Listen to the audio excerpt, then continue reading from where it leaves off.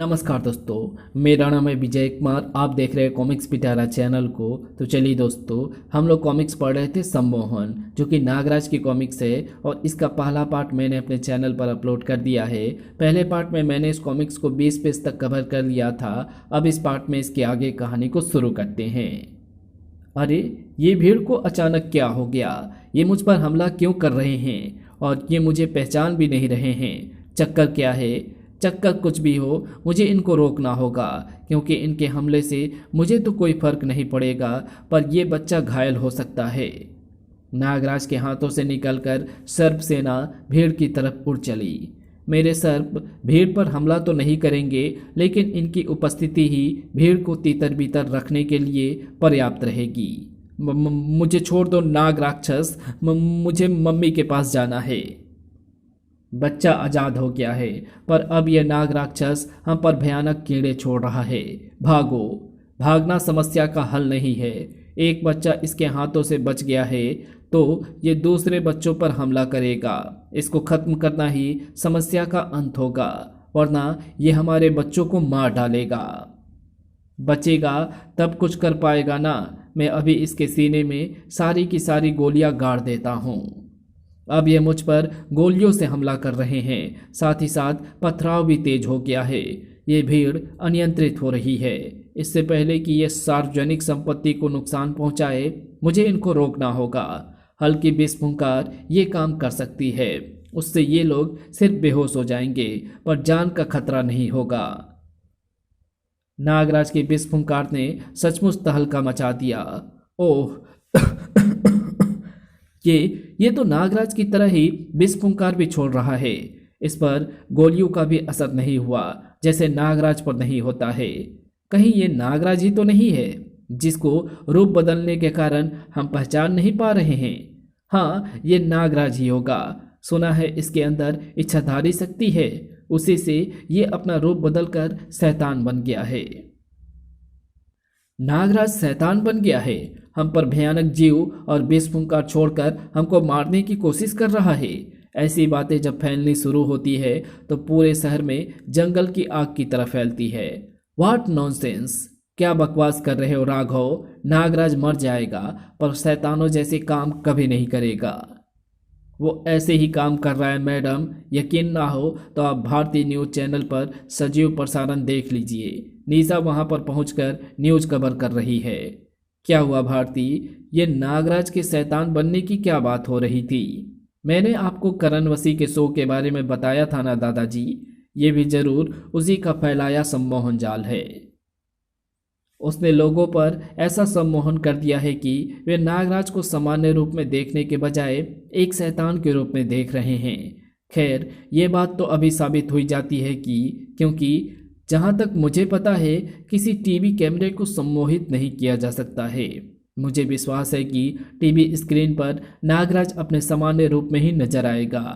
भारती ने टीवी पर भारतीय न्यूज़ चैनल को सेट किया और उसकी आंखें आश्चर्य से फैलती चली गई, क्योंकि टीवी पर नागराज का जो रूप दिख रहा था वो उसका सामान्य रूप तो कतई नहीं था। रुक जाओ नाग मानो, और अपने आप को हमारे हवाले कर दो, वरना मेरी स्पेशल एंटी वेनम फोर्स तुम्हारी जान लेने को मजबूर हो जाएंगी। नागमानो, क्या तुम मुझे पहचान नहीं रहे हो? एसीपी विष्णु, मैं नागराज हूं। अब तुम नागराज से एक राक्षस बन गए हो। तुम्हारे अंदर छिपा शैतान आज बाहर निकल आया है, वरना इच्छाधारी शक्ति का प्रयोग करके ना तुम ये भयंकर रूप धारण करते और ना ही भोले भाले नागरिकों पर अपनी नाग शक्तियों से हमला करते। और अगर मेरी बातों को तुम झूठा साबित करना चाहते हो तो बदल लो अपना वो रूप और कर दो अपने आप को मेरे हवाले। कड़ाक! यकीन नहीं आता तो देखो अपना वो भयंकर चेहरा जो शैतान के दिल को भी हिला दे। संभल जाओ नागराज, मेरे वही पुराने दोस्त बन जाओ जो अपराधियों को खुद ब खुद मेरे लॉकअप तक आने को मजबूर कर देता था। विष्णु क्या बके जा रहा है? क्या हुआ मेरे चेहरे को? कहीं ये करणवसी के अंतिम किरणवार का असर तो नहीं है? शायद वो सम्मोहन किरण हो जो इन लोगों को मेरा कोई और रूप दिखा रहा है। और अगर ऐसा है तो मुझे इस शीशे में अपना असली चेहरा ही दिखेगा, क्योंकि इस दुनिया का कोई भी सम्मोहन नागराज को सम्मोहित नहीं कर। अरे ये क्या? मुझे अपने चेहरे के स्थान पर किसी भयंकर सांप का चेहरा दिख रहा है। ये कैसे हो सकता है? यानी ये सम्मोहन नहीं है। कर्णवसी की धमकी खोखली नहीं थी। वो सचमुच ऐसा इंतजाम करके गया है कि मेरी सुरक्षा में रहने वाले ही मेरी जान ले लें। पर मैं इस षड्यंत्र को सफल नहीं होने दे सकता। मैं अपने आप को पुलिस के हवाले नहीं कर सकता। मुझे कर्णवसी को ढूंढना होगा और उससे इस जादू की काट लेकर अपने सामान्य रूप में आना होगा, वरना महानगर की जनता मेरी ही जान ले लेगी और कर्णवसी को रोकने वाला कोई नहीं रहेगा। ना जाने क्या करना चाहता है वो। सर, नागराज भागने की कोशिश कर रहा है। अगर ये अपराधी नहीं होता तो भागने की कोशिश कभी नहीं करता। पहले चरण का हमला करो। अगले ही पल एक रॉकेट नागराज की तरफ लपक पड़ा। ओह, ये मुझ पर रॉकेट से हमला कर रहे हैं। वैसे तो ये मुझे लगेगा नहीं, पर ये रॉकेट अगर मुझे लग भी जाए तो कोई खास असर नहीं होगा। लेकिन वो रॉकेट नागराज को सीधे लगने के लिए दागा भी नहीं गया था। बड़ाम! क्योंकि नागराज से थोड़े ही फासले पर वो रॉकेट फट गया और उसमें से कई तेज धारदार हथियार निकलकर हवा में चारों तरफ लपके। इस रॉकेट में विस्फोटक नहीं, धारदार हथियार भरे हैं जो मुझे नुकसान पहुंचा सकते हैं। यानी इस एंटीवेनम स्क्वाड को मेरी शक्तियों को ध्यान में रखकर बनाया गया है। इन्होंने मास्क भी इसलिए लगा रखे हैं कि मेरी विष फुंकार इन पर असर ना करे। लेकिन मेरे पास और भी शक्तियां हैं। देखना है कि ये उनका मुकाबला कैसे करते हैं। जैसे नागरस्सी सिर्फ एक पल के लिए ही सिपाहियों को बांध सकी। ओह, इनके बुलेट प्रूफ जैकेटों में धातु के तार लगे हैं और इनकी पोशाकों में शायद ऐसी बैटरियां भी लगी हैं जो उन तारों में करंट दौड़ा सके। मेरी सर्प रस्सी जरूर इसी करंट के कारण टूटती जा रही है। लगता है नागराज मुकाबला करने पर उतारू है। हमारा पहला बार विफल हो गया, लेकिन महानगर पर बार बार हुए कई नागमानों के हमले के कारण हमने उनसे निपटने की जो तैयारी करी थी वो आज नागराज के खिलाफ काम आएगी। दूसरे चरण का वार करो, एंटीवेनम ग्रेनेड का। Yes sir. बढ़ाम धाड़। ये ग्रेनेड बनाने में ज़रूर पुलिस वालों ने डॉक्टर करुणाकरण की मदद ली होगी। ऐसे खतरनाक एंटीवेनम गैस सिर्फ वे ही बना सकते हैं। ये एंटीवेनम असरदार ज़रूर है विष्णु, पर इतना नहीं कि मुझे बेबस कर पाए। मेरी फुंकार अभी इसका नाश कर देंगी। कब तक फुंकार छोड़ोगे नागराज? हम ग्रेनेड छोड़ते रहेंगे और तुम फुंकार छोड़कर अपना विष कम करते रहोगे और थोड़ी ही देर में तुम इतने कमज़ोर हो जाओगे कि हम तुमको पिटारी में बंद कर लें। विष्णु ठीक कह रहा है। बचाव करके मैं सिर्फ अपना समय और शक्ति ही व्यर्थ करूंगा। मुझे खुद भी हमला करना होगा, लेकिन वो हमला ऐसा होना चाहिए जिससे इनको नुकसान ना पहुंचे। और ऐसा तरीका सोचने के लिए मुझे वक्त चाहिए, क्योंकि मेरी कोई भी शक्ति इनको नुकसान पहुंचाएगी ही पहुंचाएगी। फिलहाल इच्छाधारी कणों में बदलकर अदृश्य हो जाता हूँ ताकि मैं कोई तरीका आराम से सोच सकूँ। सर, नागराज अदृश्य हो रहा है। हम इसके लिए भी तैयार हैं। इससे पहले कि ये पूरी तरह से अदृश्य हो जाए, ग्लो सेल का इस्तेमाल करो। फायर। ओह, ये हर बार मुझसे एक कदम आगे निकल जा रहे हैं। ग्लो यानी गोंद से ढक जाने के बाद मैं अपने इच्छाधारी कणों को गैस की तरह हवा में बिखेर नहीं सकता। मुझे अपने असली रूप में आना ही पड़ेगा। धप। गुड। नागराज इस वाटरप्रूफ सिंथेटिक गोंद को अपने आप कभी नहीं छुड़ा पाएगा। अब इस पर आराम से एंटी पॉइजन इंजेक्शनों से वार करो और जब ये बेसुध हो जाए तब इसको अपने कब्जे में ले लो। माना कि ये गेंद वाटरप्रूफ है विष्णु, पर इसको छुड़ाने के और भी तरीके हैं। मैं अपनी कलाई पर से गोंद को हटाकर अपनी सर्प सेना के बाहर निकलने लायक जगह बना सकता हूँ और फिर मेरी सर्प सेना सड़क को खोदकर पल भर में इतनी चौड़ी सुरंग बना देगी कि मैं उसमें समा सकूं और जब मैं सुरंग के दूसरे छोर से बाहर निकलूंगा तो मिट्टी से रगड़ खा खा कर ये गोंद भी मेरा पीछा छोड़ चुका होगा, और तुम्हारे सिपाही भी। तुम्हारे mask, bullet proof jacket, antivenom हथियार, ये और सब कुछ तो शायद झेल झेल जाते, पर मेरा घुसा नहीं झेल सकते। मुझे पता था कि तुमको गिरफ्तार कर पाना मेरे सिपाहियों के लिए मुश्किल होगा नागराज, पर तुम अभी मुसीबत के मुंह से बाहर नहीं निकल पाए हो। नागराज सुनो, भीड़ का कोलाहल, मारो मारो, खत्म कर दो, राक्षस को जला दो। और ये तुमको खत्म करने के लिए इधर ही आ रहे हैं। पूरा शहर तुम्हारे खिलाफ हो गया है नागराज। जिंदा रहने की एक ही सूरत है, अपने आप को पुलिस के हवाले कर दो। वो रहा शैतान नागराज, जला दो इसे, मार डालो, काट डालो। मामला हद से आगे बढ़ता जा रहा है और मेरे जासूस सर्प अभी तक कर्णवसी का पता नहीं लगा पाए हैं।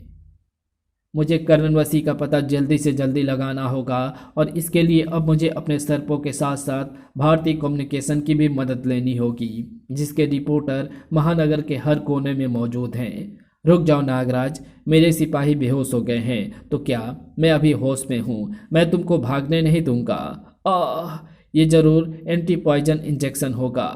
धप।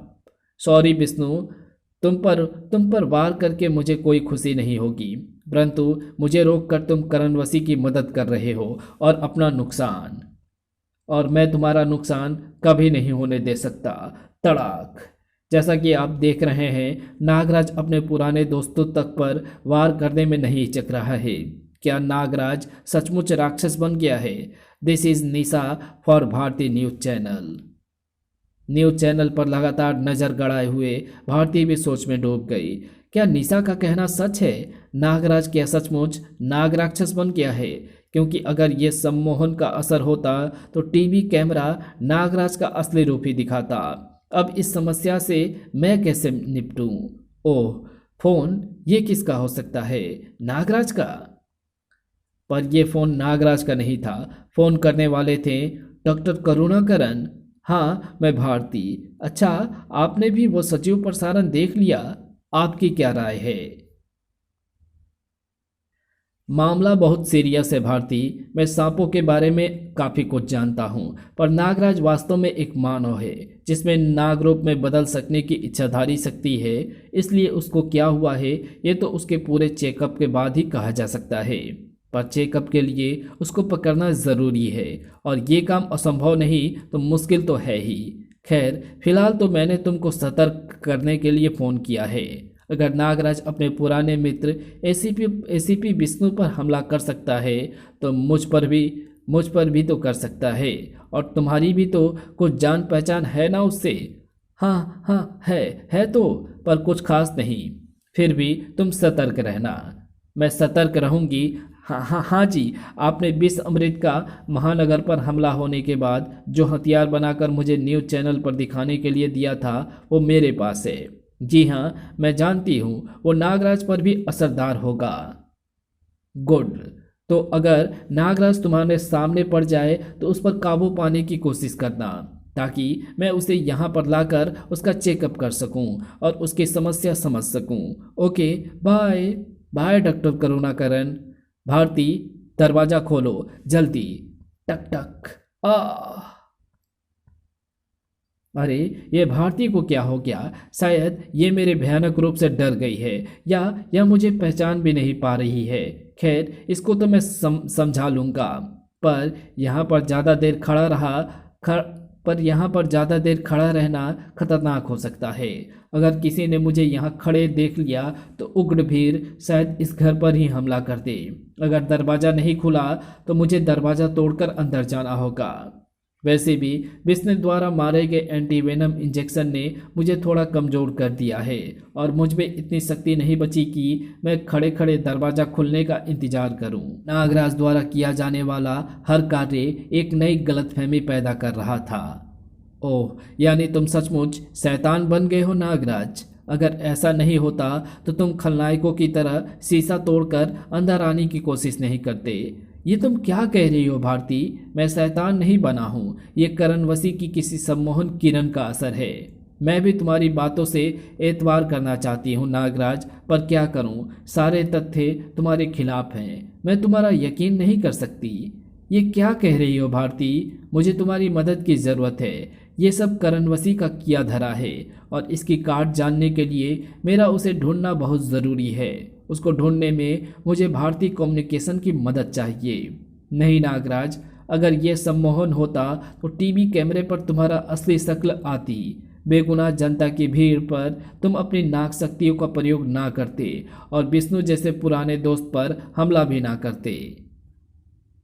मेरी शक्ल कैसे बदल गई ये मैं भी नहीं जानता भारती। ऑडिटोरियम के बाहर की भीड़ मुझे देखकर उग्र हो रही थी और सार्वजनिक संपत्ति को नुकसान पहुंचा रही थी। इसीलिए उनको तितर बितर करने के लिए मुझे नाक शक्तियों का प्रयोग करना पड़ा और विष्णु मुझ पर एंटीवेनम इंजेक्शन का वार कर रहा था। पर मुझे करणवसी को खोजने जाना था, इसलिए मैंने उस पर वार किया, पर वो वार घातक कतई नहीं था। करणवसी को खोजने में मेरी मदद करो भारती। इस इंजेक्शन का एंटीवेनम अभी भी मुझे कमज़ोर कर रहा है। मेरा यकीन करो भारती। या तो तुम बीमार हो नागराज, या सचमुच तुम्हारे अंदर का शैतान बाहर आ गया है। पता लगाने का एक ही तरीका है तुमको काबू में करके तुम्हारा चेकअप करना, और ये एंटी पॉइजन गन तुमको आराम से काबू में कर सकता है। नहीं भारती, ऐसी गलती मत करना, ये मुझे काफ़ी नुकसान पहुंचा सकती है। ये गन तुमको नुकसान नहीं पहुंचाएगी नागराज, बल्कि तुमको डॉक्टर करुणाकरण के क्लिनिक में पहुंचाएगी, जहां पर डॉक्टर करुणाकरण तुमको ठीक करने का तरीका ढूंढेंगे। भारती की उंगली ट्रिगर पर दब गई और नागराज के लिए महाघातक विषनाशक की धार नागराज की तरफ लपक गई। फचाक! ओह, इधर उधर हटने की जगह नहीं है। मुझे इच्छाधारी कणों में बदलना होगा, पर मैं अपने दिमाग को केंद्रित ही नहीं कर पा रहा हूँ। मुझे इस धार से बचना ही होगा, वरना पहले से ही एंटीवेनम से कमज़ोर हुआ मेरा शरीर इस विषनाशक की धार को झेल नहीं पाएगा। लेकिन इससे पहले कि धार नागराज के शरीर को छू पाती, एक औरत रास्ते में आ खड़ा हुआ। ओह दादाजी, यह आपने क्या किया? नागराज को आप देख नहीं पा रहे हैं, ये शैतान बन चुका है। आप सामने से हट जाइए, वरना अगर इसने अपने आप को संभाल लिया तो ये हमारे और आपके लिए भी कहर बन जाएगा। भारती को जिंदगी में पहली बार दादाजी का थप्पड़ पड़ा था। होश में आओ भारती। चटाक! ये मत भूलो कि नागराज कौन है और तुम कौन हो। नागराज उस राजसी वंश की आखिरी निशानी है, जिसकी सुरक्षा की कुछ जिम्मेदारी वेदाचार्य और उसके वंश पर भी है। और मेरा वंश गद्दारों का नहीं है, स्वामी भक्तों का है, जो अपने स्वामी पर खुद हथियार उठाने के बजाय अपने आप को उस हथियार के सामने कर देते हैं जो हमारे स्वामी पर उठता है।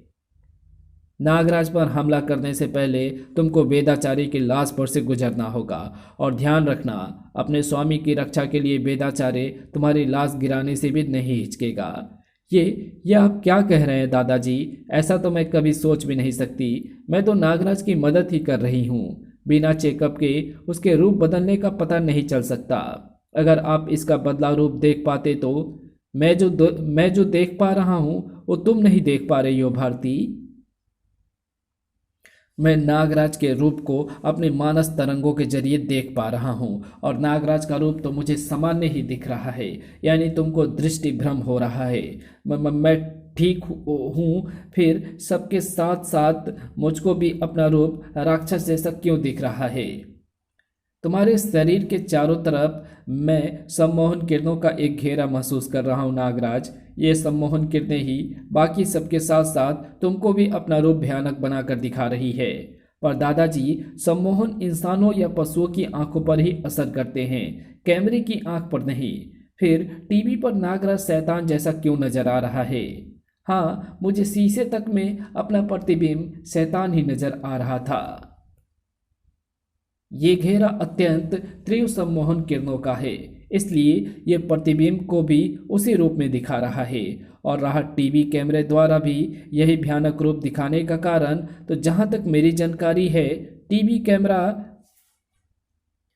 दृश्य और ध्वनि को चुंबकीय तरंगों में बदलकर उनको प्रेषित करता है। ये सम्मोहन किरणें अति तीव्र होने के कारण ये गुण रखती होगी कि सम्मोहन ऊर्जा को भी चुंबकीय ऊर्जा में बदलकर सम्मोहित दृश्य को ही प्रेषित कर दे। ओह, समझा। पर करणवसी के पास इतना अधिक तीव्र सम्मोहन आया कहाँ से? ये सम्मोहन घेरा किसी और की नहीं बल्कि तुम्हारी ही सम्मोहन तरंगे द्वारा बना हुआ है नागराज। ये तुम्हारी ही सम्मोहन तरंगे है। क्या? ओह, यानी करणवसी ने जो मेरी थोड़ी सी सम्मोहन शक्ति सोखी थी उसने उसी का वार मेरे ऊपर कर दिया। पर इस असर को कैसे काटा जा सकता है दादाजी? तुम्हारे सम्मोहन के बराबर का कोई अन्य सम्मोहन ही इस सम्मोहन घेरे को नष्ट कर सकता है नागराज। ओह, इसके लिए तो मुझे महात्मा कालदूत की शरण में जाना होगा। मैं मानवता को बचाने के चक्कर में बहक गई थी दादाजी, मुझे माफ़ कर दीजिए। माफ़ी मुझसे नहीं, नागराज से मांगो भारती। उसकी कोई ज़रूरत नहीं है भारती। अगर स्वामी मानवता के विनाश पर उतारू हो जाए तो उनके अनुचरों को भी ऐसी स्वामी की स्वामी भक्ति छोड़ने का पूरा अधिकार है। तुमने भ्रम के कारण जो कुछ भी समझा उसके अनुसार एकदम ठीक काम किया। गुस्सा होना तो दूर, मैं तुमसे बहुत खुश हूँ। अब काम की बात सुनो। मुझे करणवसी को खोजने के लिए तुम्हारे रिपोर्टरों की मदद की ज़रूरत है, क्योंकि मेरे जासूस सर्प अब तक करणवसी का पता नहीं लगा पाए हैं। अरे, मुझे मेरे एक सर्प के मानसिक संकेत प्राप्त हो रहे हैं। गुड, शायद उसने करणवसी का पता लगा लिया है। इसका तो पता नहीं भारती, लेकिन ये संकेत किसी भयंकर खतरे के बारे में ज़रूर हैं। और फिलहाल इस समय महानगर में एक ही भयंकर खतरा है और वो है करणवसी। मैं अभी तक एंटीवेनम इंजेक्शन के असर से पूरी तरह नहीं उबर पाया हूँ, पर जाना तो पड़ेगा ही। नागराज की हिम्मत तो तारीफ के काबिल जरूर थी, पर उसका ख्याल इस बार गलत था। खतरा करणवसी नहीं था। माफ़ करना भाई पुलिस, अगर पता होता कि आप इस ऐतिहासिक खंडहर में तैनात हैं तो पहले नागू आपको डराकर भगाता और फिर खुदाई करता। खैर, आपको तो सम्मोहन किरण की एक छोटी सी डोज से भी नींद आ जाएगी। आप पर मानसिक वार करके आपका सिर तोड़ने में ऊर्जा खर्च नहीं करनी पड़ेगी।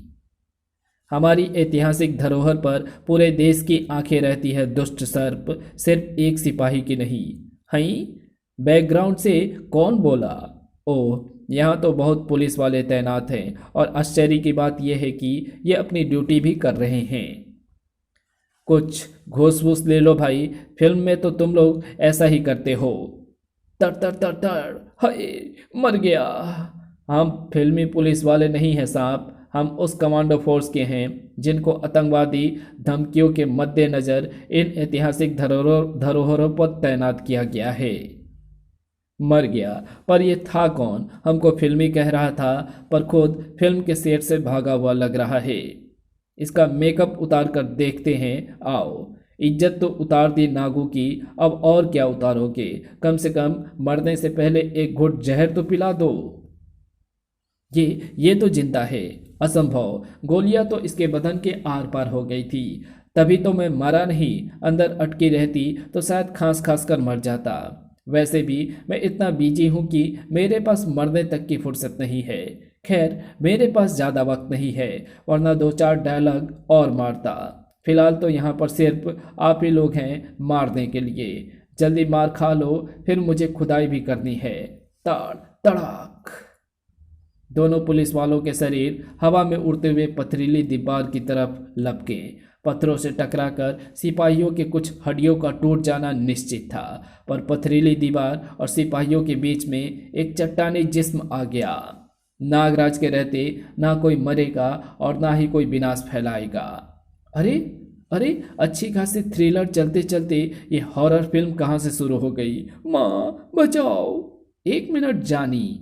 अब इसने अपने आप को नागराज कहा। नागराज के बारे में तो मैंने सुना है, पर ये किसी ने नहीं बताया कि उसका मुंह घोड़े जैसा है। मेरे मुंह की छोड़ो और अपने चेहरे की चिंता करो। तुम तो मनीधारी और इच्छाधारी सांप हो, और जहाँ तक मैं जानता हूँ तुम लोग हर जीवित प्राणी से छिप कर रहते हो। फिर तुम महानगर जैसी घनी मानव बस्ती में आकर विनाश क्यों फैला रहे हो? माफ करना नागराज भाई, अभी मैं जरा जल्दी में हूँ। वैसे भी पता नहीं तुम मेरा यकीन करोगे या नहीं, इसलिए नागों को अपना काम करने दो और तुम अपना रास्ता देखो। तुम्हारा यहाँ पर आना भी रहस्यमय पूर्ण है और तुम्हारा ये ऐतिहासिक स्थल खोदना भी। तुम आखिर ढूंढ क्या रहे हो? जब तक मुझे अपने सवालों का जवाब नहीं मिलता तब तक तुम पिटने के अलावा और कुछ नहीं करोगे। तड़ाक! आह! जोरदार वार है नागराज। मैंने तुम्हारी शक्तियों के बारे में सुना है, पर तुम मेरी शक्तियों के बारे में नहीं जानते। सिर्फ इतना जान लो कि मणिधारी सर्प की शक्तियों के सामने तुम्हारी दुनिया की कोई भी शक्ति ठहर नहीं सकती। धप! तुम्हारा वार घातक जरूर है, पर तुमको ये जानकर काफी अफसोस होगा कि मुझ पर ऐसे वार असर नहीं करते। ओह! बदन का छेद अपने आप भर गया। ऐसा तो मैंने एक विदेशी फिल्म में देखा था। क्या नाम था उसका? क्या नाम था? टर्मिनेटर 2, यानी विनाशक। तुम ठीक समझा नागू, कम से कम तेरे लिए तो मैं वही हूँ। ओह! फेमस विस्फुंकार! मुझे तो सचमुच चक्कर आ गया। बड़ी तेज महक है इसकी। तुम या तो कोलगेट टोटल से दिन में 10 बार ब्रश किया करो नागराज, और या फिर 50 पैकेट क्लोरेट खाया करो। अगर मनी मेरी सुरक्षा न कर रही होती, तुम्हारी सांस की बदबू तो मुझे मार ही डालती। मैं ये बदबू और झेल नहीं सकता, इसलिए तीव्र मानसिक वार करना ही पड़ेगा, ताकि ना तो तू फिर कभी सांस ले पाए और ना ही ये घातक बदबू छोड़ पाए। नागों की मणि से तीव्र मानसिक तरंगे निकलकर नागराज की गर्दन तोड़ने के लिए आगे लपकी और नागू को चकित हो जाना पड़ा। कमाल है, तू मेरी मणि का मानसिक वार झेल गया, फिर भी तेरा सिर सही सलामत है। पर पर तेरा घोड़ पर तेरा मुंह घोड़े से बदलकर इंसानों जैसा क्यों हो रहा है? मेरे सिर की रक्षा मेरी इच्छाधारी शक्ति करती है नागू, और मेरी शक्ल, अरे क्या कहा? मेरी शक्ल इंसानों जैसी हो रही है। यानी इस कहानी को यहीं समाप्त करते हैं। इसके आगे कहानी पढ़ेंगे इसके पार्ट 3 में। तो मिलते हैं इसके तीसरे पार्ट में। आपको अगर ये वीडियो पसंद आई हो तो इस वीडियो को लाइक शेयर कमेंट ज़रूर कर देना। चैनल पर नया हो तो चैनल को सब्सक्राइब कर ऑल नोटिफिकेशन को सिलेक्ट ज़रूर कर लेना। Thanks for watching my videos.